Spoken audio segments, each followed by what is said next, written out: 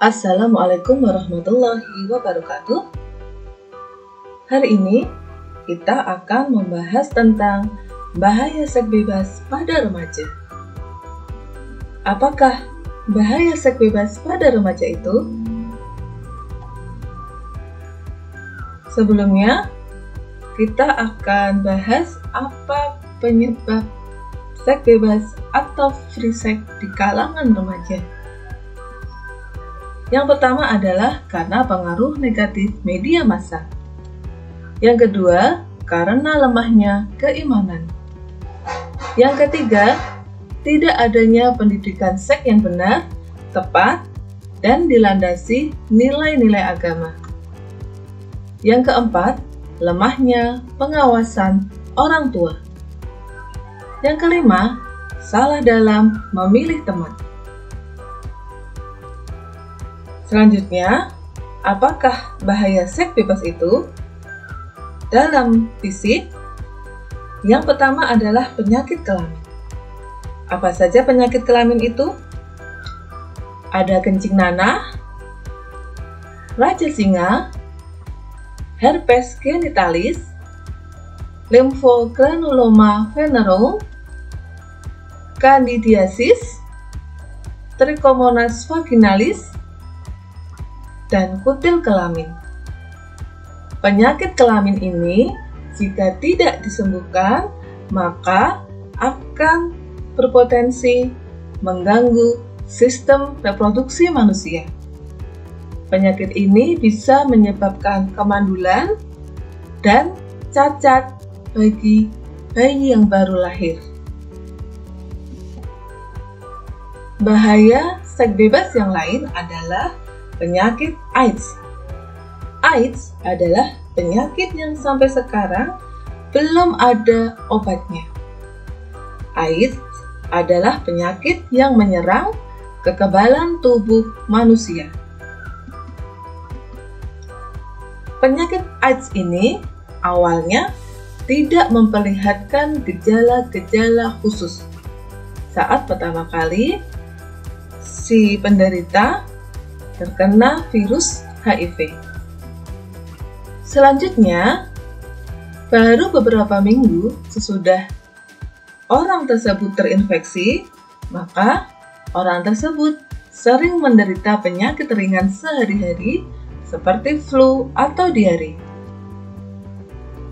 Pada periode 3-4 tahun kemudian, penderita tidak memperlihatkan gejala khas atau disebut sebagai periode tanpa gejala.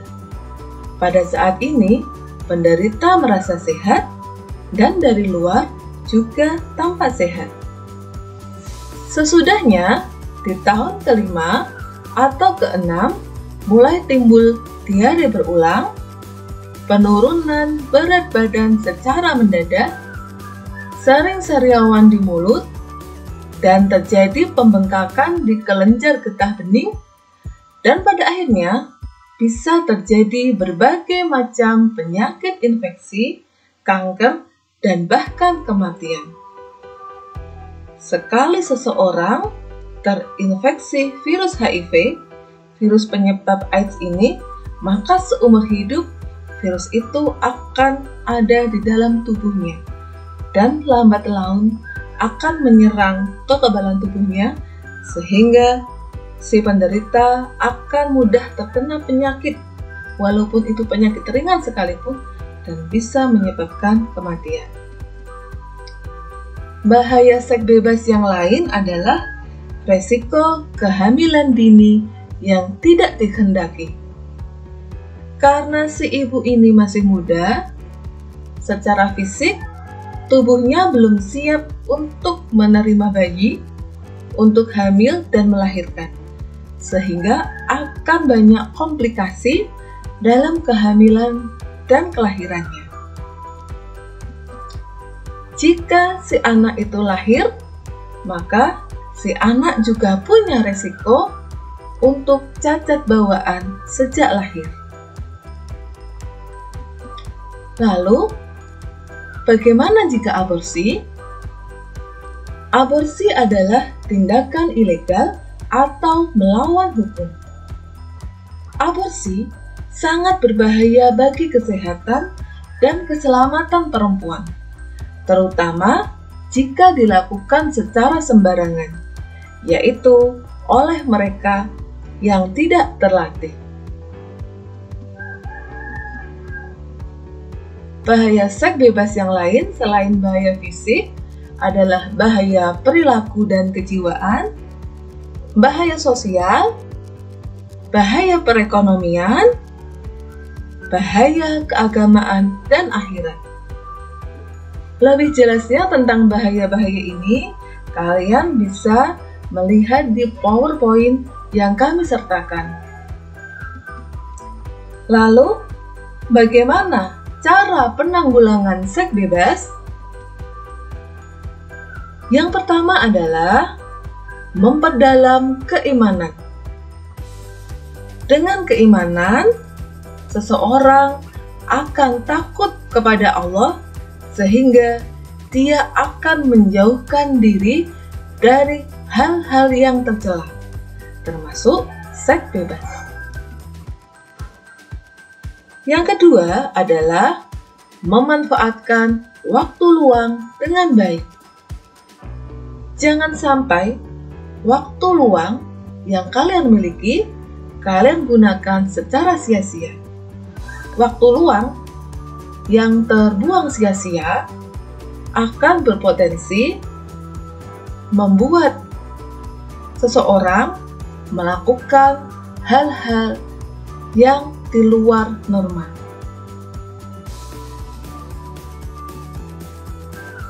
Selanjutnya, upaya penanggulangan seks bebas adalah memilih teman yang soleh. Teman sangat berpengaruh bagi teman lainnya. Teman yang baik akan mendorong seseorang untuk berperilaku yang baik. Sebaliknya, teman yang buruk juga akan mendorong seseorang untuk melakukan hal yang buruk. Maka, kalian harus selektif memilih teman. Selanjutnya adalah menghindari sosmed yang buruk. Kalian harus berhati-hati dalam bersosial media. Pilih teman-teman yang baik, pilih konten-konten yang baik. Penanggulangan seks bebas selanjutnya adalah berpuasa sunnah. Dalam hadis riwayat Bukhari, Rasulullah SAW bersabda, "Wahai sekalian pemuda, siapa di antara kalian yang telah mempunyai kemampuan untuk menikah, maka menikahlah. Sesungguhnya pernikahan itu lebih dapat menjaga pandangan mata dan mengekang hawa nafsu. Bagi siapa yang belum memiliki kemampuan, maka berpuasalah. Sesungguhnya puasa adalah penawar baginya." Hadis riwayat Bukhari. Jadi, salah satu cara untuk mengendalikan hawa nafsu kita adalah dengan memperbanyak puasa sunnah. Selanjutnya, jika seseorang mempunyai dorongan seksual yang tinggi, apa yang harus dilakukan? Mandi air dingin. Mandi air dingin juga termasuk terapi untuk menurunkan hawa nafsu yang ada dalam tubuh seseorang.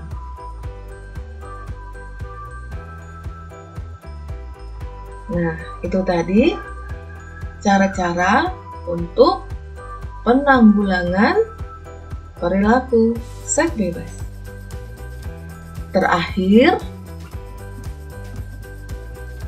mari kita ingat kembali firman Allah dalam surat Al-Isra ayat 32. Dan janganlah kamu mendekati zina. Sesungguhnya zina itu adalah suatu perbuatan yang keji, dan suatu jalan yang buruk. Oke anak-anak, dari sekarang mari kita lebih menata langkah-langkah kita, hindari perbuatan-perbuatan yang buruk dan semua jalan yang mengarah ke sana. Mari kita tata untuk melakukan hal-hal yang baik, yang bermanfaat, baik di dunia maupun di akhirat. Cukup sekian penjelasan tentang bahaya seks bebas pada remaja. Lebih jelasnya bisa kalian lihat dalam PowerPoint. Terima kasih. Tetap sehat, tetap semangat, tetap bahagia. Wassalamualaikum warahmatullahi wabarakatuh.